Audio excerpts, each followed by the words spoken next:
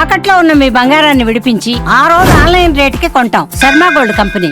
ఈ రోజు సతీష్ రెడ్డి గారు మాజీ డిప్యూటీ కౌన్సిల్ చైర్మన్ అయినటువంటి సతీష్ రెడ్డి గారు ప్రెస్ మీట్ పెట్టి తెలుగుదేశం పార్టీ పైన, మా నాయకులు లోకేష్ గారి పైన, చంద్రబాబు గారి పైన ఆరోపణలు చేసినటువంటి విషయం మనందరికీ తెలిసిన విషయమే. సతీష్ రెడ్డి గారు ముఖ్యంగా ఒక ఉన్నతమైనటువంటి కుటుంబం నుంచి వచ్చినటువంటి వ్యక్తి. వాళ్ళ అబ్బగారు వేంపల్లె నాగిరెడ్డి గారు. అటువంటి కుటుంబం నుంచి వచ్చినటువంటి సతీష్ రెడ్డి గారు ఈరోజు ఆయన ప్రెస్ మీట్ లో ఎవరినో భుజాన వేసుకొని మోయడం తప్ప రాజకీయంగా ఆయన ఎదగాలనేటువంటి ఆలోచన, రాజకీయ విమర్శలు లేకుండా ఏదో ఒకరిని సంతృప్తి పరిచేదానికో ఇంకొకరిని కించపరిచేదానికో సమావేశాలు ఏర్పాటు చేయడం జరిగింది. ముఖ్యంగా మద్యం కుంభకోణం ఇది ఆల్మోస్ట్ అందరికీ ఈ పాటికి అర్థమైంటది. ఈ మద్యం కుంభకోణంలో సర్కార్ చేసినటువంటి వ్యవహారం అంతా క్షుణ్ణంగా సిట్ పరిశీలించి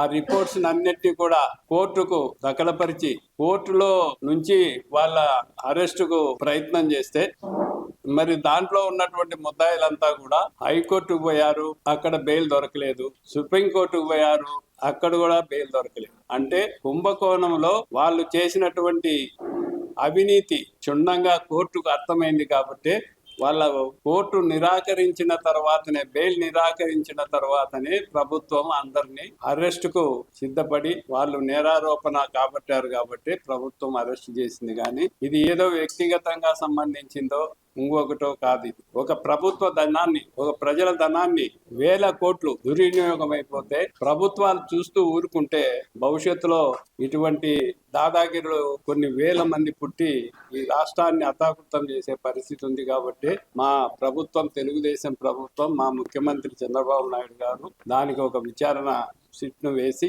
క్షుణ్ణంగా పరిశీలించి ఆ పరిశీలన ప్రకారమే వాళ్ళు అరెస్ట్ చేశారు. దాని మీద ఏదైనా ఉంటే కోర్టు ద్వారానే వాళ్ళు పరిష్కరించుకోవాలి. కానీ ఈడ లోకేష్నో చంద్రబాబును మన ఏదో వాళ్ళకు నోటికి వచ్చినట్టు మాట్లాడితే వాళ్ళకేమి జరిగేది ఒరిగేది ఏం లేదు. చట్టం దాని పని తాను చేసుకుంటూ పోతుంది. వాళ్ళు నేరం చేసింటే రుజువైతే వాళ్ళకి శిక్షలు పడతాయి, రుజువు కాకపోతే వాళ్ళు బెయిల్ మీద బయటకు వస్తారు. అంతేగాని ఈడేదో రాజకీయంగా లబ్ధి పొందేదానికి ఇంకొకరి మీద విమర్శ చేస్తే చేసిన తప్పు ఎప్పటికీ అది మాసిపోదు, అది ఎప్పటికీ తప్పుగానే ఉంటుందని నేను భావిస్తున్నా. తర్వాత ఇప్పుడు ముఖ్యంగా ఈ మందు షాపుల్లో, లిక్కర్ షాపుల్లో చంద్రబాబు నాయుడు గారు ఏదో కమిషన్లు తీసుకొని చేస్తానారని కూడా ఆరోపణలు వచ్చాయి.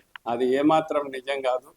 ప్రభుత్వం చేసేటటువంటి ప్రతి పనికి తెలుగుదేశం ప్రభుత్వానికి ఒక అకౌంటబిలిటీ ఉంది. ఈ రోజు మందు షాపుల్లో అన్ని కూడా డిజిటల్ ద్వారానే వ్యాపారాలు జరుగుతున్నాయి. ఈ డిజిటల్ వ్యాపారం అంటే ఇప్పుడు కనీసం మనం ఏదన్నా చెరుకు రసం బండి దగ్గర కూడా చెరుకు రసం తీసుకుంటే అక్కడ ఒకడు సెల్, ఫోన్ పే ద్వారా వాళ్ళకు పే చేస్తున్నారు. మరి ఇన్ని కోట్ల వ్యాపారం జరిగేటటువంటి మందు వ్యాపారంలో మరి ఆన్లైన్ కాకుండా ఆఫ్లైన్ లో వ్యాపారం చేసింది గత ప్రభుత్వం.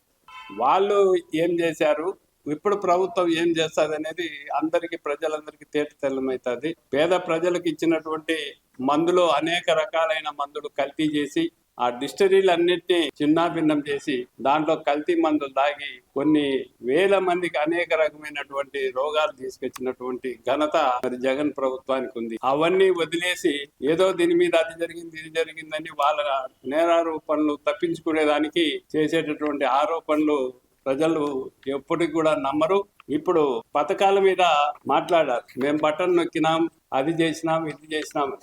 నేను ఒకటే చెప్తున్నా సతీష్ రెడ్డి గారికి, దిగువత నేత రామారావు గారు పెన్షను కాంగ్రెస్ ప్రభుత్వంలో 30 రూపాయలు ఇస్తా ఉంటే దాన్ని 75 రూపాయలుగా పెంచినటువంటి ఘనత గౌరవనీయులైన మా పార్టీ వ్యవస్థాపకులు రామారావు గారికి దక్కుతుంది.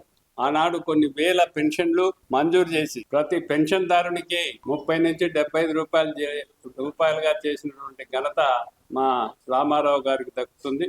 తర్వాత రాజశేఖర రెడ్డి గారు వచ్చిన తర్వాత కాంగ్రెస్ ప్రభుత్వంలో దాన్ని 200గా చేశారు. ఆ 200 రూపాయల పెన్షన్ ఒకే తొరి మా చంద్రబాబు నాయుడు గారు పాదయాత్రలో ఈ రాష్ట్రంలో చూసి, కష్టపడేటటువంటి మనుషులను చూసి, ఆ మహిళలను చూసి, రైతులు, కూలీలు ఎంతో అవస్థలుగా ఉంది, వీళ్ళని ఏ విధంగా అయినా ప్రభుత్వం ఆదుకోవాలి, మా ప్రభుత్వం వస్తే 1000 రూపాయలు పెన్షన్ ఇస్తా అని పాదయాత్రలోనే ప్రకటించడం జరిగింది. మరి 14లో అధికారంలోకి వస్తానే 200 ఉన్నటువంటి పెన్షన్ ను 1000 రూపాయలుగా చేసి ప్రతి 3 మాసాలకు ఒక జన్మభూమి కార్యక్రమాన్ని ఏర్పాటు చేసి ఆ జన్మభూమి కార్యక్రమంలో ఎవరైతే అర్హులు ఉన్నారో ఆ గ్రామ పంచాయతీల్లో కానీ మున్సిపాలిటీలో కానీ కార్పొరేషన్ పరిధిలో కానీ వాళ్ళందరికీ వెంటనే వృద్ధాప్య పెన్షన్ కానీ విడో పెన్షన్ కానీ వికలాంగుల పెన్షన్ కానీ అన్నిటికీ ఎప్పటికప్పుడు మంజూరు చేసి 1000 రూపాయల చొప్పున ఈ రాష్ట్రంలో తెలుగుదేశం ప్రభుత్వానికే దక్కింది.